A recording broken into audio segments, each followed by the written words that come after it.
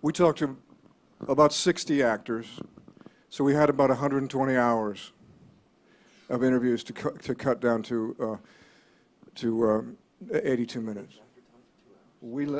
Except for Curry, we had about 15 minutes of Curry.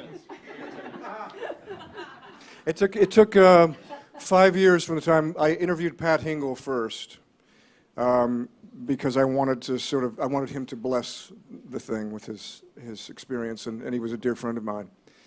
And so I went to North Carolina, sat with him in his house, and I'd never interviewed anyone before him. So he would hold court, any of you who knew Pat. And so for 2 hours, he just did this monologue, and I sat there nodded off camera, in his eye line, what? Yeah. And he would occasionally look at his thing, and then as we developed, it became more of a dialogue. But yeah, about 5 years.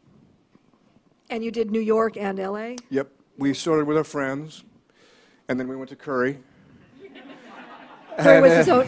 Curry was his own destination. Where did you do it? Where was your? How did you I was get in involved? LA, and it was about 5 years ago, I Really? think. And when I look at that, So when you were like 12? Oh my God, I look like Yeah. I'm 12. Yeah. It's so weird, and so much has happened for me as well that I have a totally different perspective on. Okay, so what from then to now? How has that It's changed for you? so much. I mean, I was much closer to 20, and now I'm closer to 30. So I was kind of more on that range. And You still look 12.